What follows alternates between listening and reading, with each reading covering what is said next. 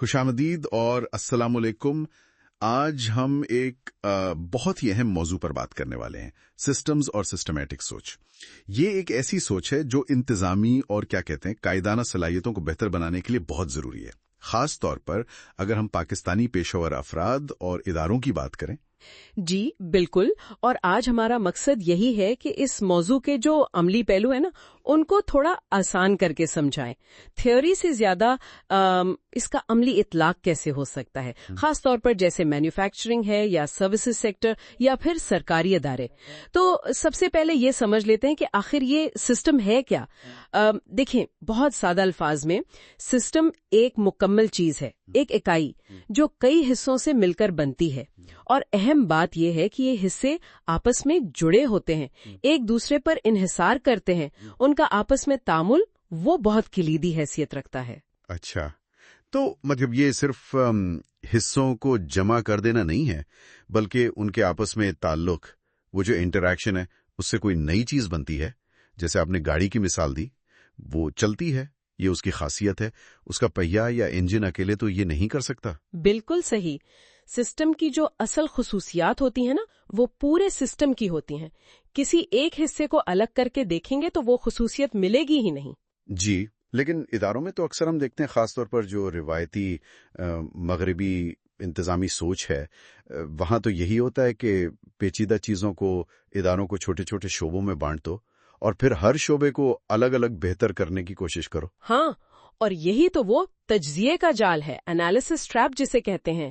یہ ایک بنیادی غلط فہمی ہے کہ اگر آپ حصوں کو الگ الگ بہترین بنا دیں گے تو پورا سسٹم بہترین ہو جائے گا۔ اچھا، ایسا نہیں ہوتا؟ اکثر تو بالکل الٹا ہوتا ہے، کارکردگی خراب ہو جاتی ہے۔ وہ مثال سوچیں نا کہ آپ دنیا کی بہترین گاڑیوں کے بہترین پرزے لے آئیں، کسی کا انجن، کسی کا ٹرانسمیشن، کسی کی بریکس، ان سب کو جوڑ کر ایک گاڑی بنائیں تو کیا وہ چلے گی؟ نہیں، شاید بالکل نہیں چلے گی، پرزے آپس میں ملیں گے ہی نہیں۔ بالکل، وہ آپس میں فٹ ہی نہیں ہوں گے۔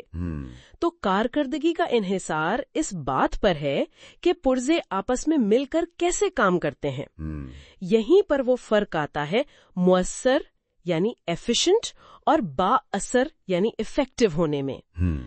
ہو سکتا ہے شعبے الگ الگ بہت ایفیشنٹ ہو جائیں، یعنی کام صحیح طریقے سے کر رہے ہوں، جی، لیکن سسٹم مجموعی طور پر ایفیکٹو نہ رہے، یعنی صحیح کام نہ کر رہا ہو۔ صحیح۔ تو پھر اس کا متبادل کیا ہے؟ متبادل ہے سسٹمک سوچ کا طریقہ، یعنی سنتھسس، ترکیب۔ یہ تجزیے کے ارر الٹ ہے۔ یہ کہتا ہے کہ حصوں کو جوڑ کر سمجھو کہ وہ مل کر کیسے ایک بڑا مقصد، ایک بڑا کام پورا کرتے ہیں۔ اس میں توجہ حصوں پر نہیں بلکہ ان کے آپسی تعاملات پر ہوتی ہے، ان کے فٹ پر۔ یعنی پہلے پورے سسٹم کو سمجھنا ضروری ہے، اس کا مقصد کیا ہے۔ بالکل، پہلا قدم ہی یہی ہے، پورے سسٹم کا مقصد کیا ہے، اس کا ایم کیا ہے۔ یہ تو وہ آرکیٹیکٹ والی مثال ہو گئی نا، کہ پہلے پورے گھر کا ایک نقشہ بنتا ہے، ایک ڈیزائن ہوتا ہے، پھر اس کے اندر کمرے وغیرہ اس طرح بنائے جاتے ہیں کہ وہ مجموعی ڈیزائن سے ہم آہنگ ہوں۔ جی ہاں، وہ کسی ایک کمرے کو بہترین بنانے کے چکر میں پورے گھر کا ڈیزائن تو نہیں بگاڑے گا نا؟ نہیں، بالکل نہیں، یہ بات تو سمجھ آتی ہے، لیکن اداروں میں یہ سوچ لانا یہ اتنا آسان کیوں نہیں لگتا؟ کیونکہ دیکھیں، جو روایتی تجزیہ ہے نا وہ ہمیں صرف یہ بتاتا ہے کہ سسٹم کیسے کام کرتا ہے، ہاؤ۔ اچھا، جبکہ سسٹمک سوچ پوچھتی ہے کیوں، وائی، یہ سسٹم ایسا کیوں ہے۔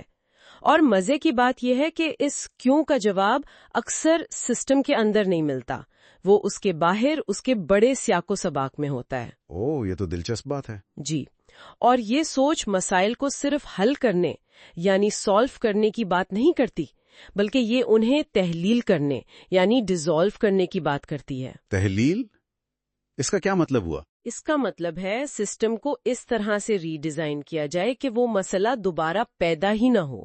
جیسے وہ پرانی مثال ہے ماچس کی ڈبیا کی، کہ رگڑنے والی سطح کو سائیڈ پر لگا دیا تاکہ وہیں رگڑیں تو انگلی جلنے کا خطرہ ہی ختم ہو گیا، مسئلہ ہی تحلیل ہو گیا۔ واہ، یہ تو بالکل مختلف زاویہ ہے مسائل کو دیکھنے کا۔